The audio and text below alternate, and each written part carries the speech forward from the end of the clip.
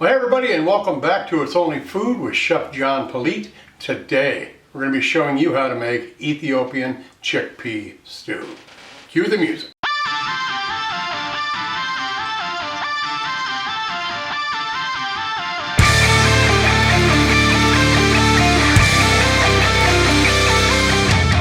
Well, welcome back. I appreciate you being with us today. Don't forget to go down and like, subscribe, leave a comment down below, and share this video and this channel with everyone you know. Like I said, we're going to be making Ethiopian chickpea stew. Let's drop down here and see what the ingredients are for this.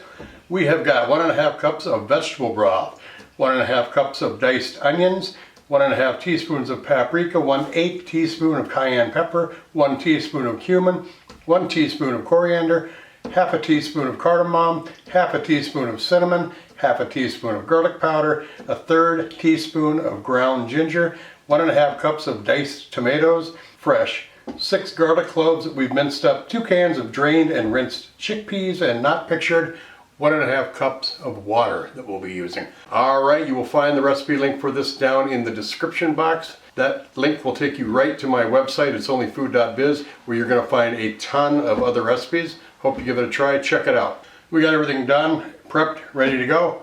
Let's head over to the stove and start cooking. All right, as always, we have got our spoon, we've got our ingredients in the back there, all waiting in line, ready to go. I'm going to focus on our pan and then we'll start cooking. All right, turn the heat up to medium high.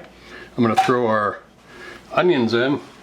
Added a little bit of the vegetable stock in there. We're going to let that kind of simmer in that vegetable stock for just a little bit. All right, so we see the onions are kind of getting translucent and are cooking a little bit. I'm going to turn the heat down just a little bit. We're going to add that spice mixture that we made that's in the recipe.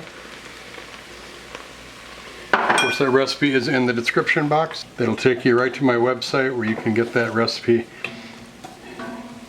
and cook this for yourself. Go ahead and let those flavors just marry there. Oh, that smells fantastic. Beautiful. Now you want to, if it starts to stick to the pan, add a little bit more of the vegetable stock, but it looks like we're doing okay here. All right, we're going to throw the garlic right on in, the tomatoes right on in. They're adding a little bit of liquid too. Stir that up. Let that just cook for a minute or two. I'm going to go ahead and add the rest of our vegetable stock in there.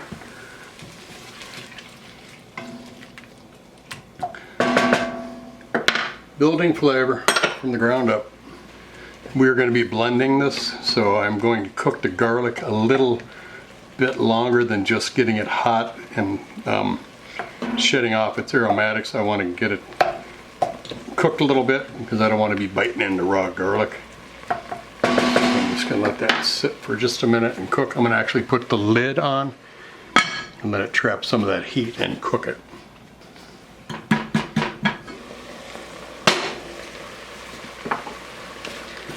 All right. Of course, dice or mince it up a little further too, the garlic if you want. But all right, in go the chickpeas. Stir those in.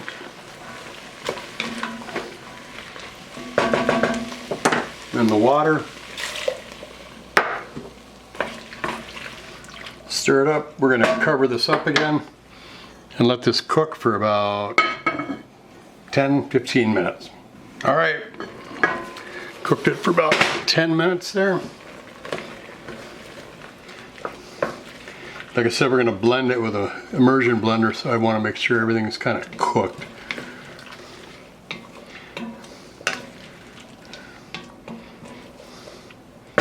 Yep. So I'm going to turn this off. I'm going to bring our fantastic immersion blender over here. Hit it on low.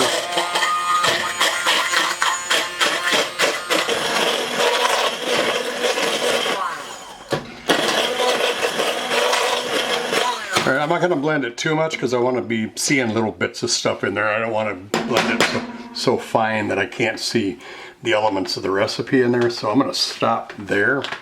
Whoop. I'm going to take this over and soak it.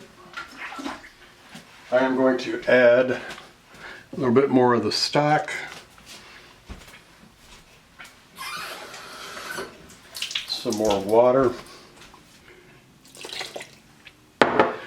We're going to stir this up a little bit. Now this is a point where you want to consider how you want it to be. Do you want it thick or do you want it soupy? Do you want it thin? I'm going to do it right about here because that looks like more like a stew consistency. All right, well, I'm going to leave it like this. This is what finished product looks like. I am going to put this in a bowl, garnish it with some stuff, put it in a photo shoot. We're going to take about 6 or 7 pictures of it, throw it in the timeline with some good music, and we're going to come back and we're going to taste this. So enjoy the music and the pictures. We'll see you in a bit.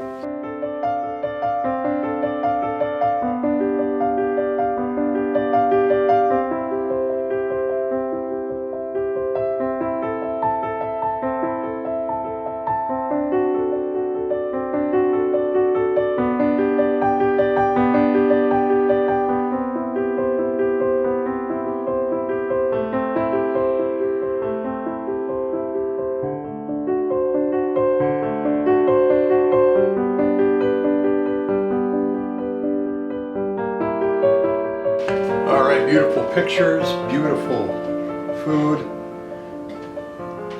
Even the music was awesome. There's our stew, I mean, right there. Bold flavors, I bet, from what we saw and what we added to it in the recipe. I bet this is going to be awesome. There's our shot. Oh my God. Wow, where do I begin? Earthy, rustic, very deep flavor. The cumin, the coriander, the cinnamon in there is fantastic. Got just the garlic in there. You can taste it, but it's not overwhelming. Man, yeah, this is really good.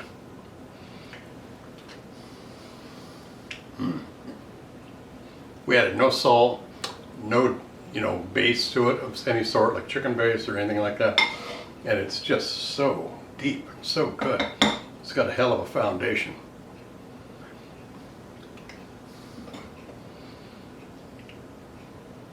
Another shot there.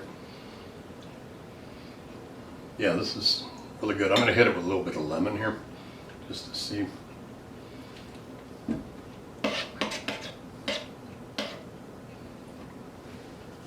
Follow up with some naan bread.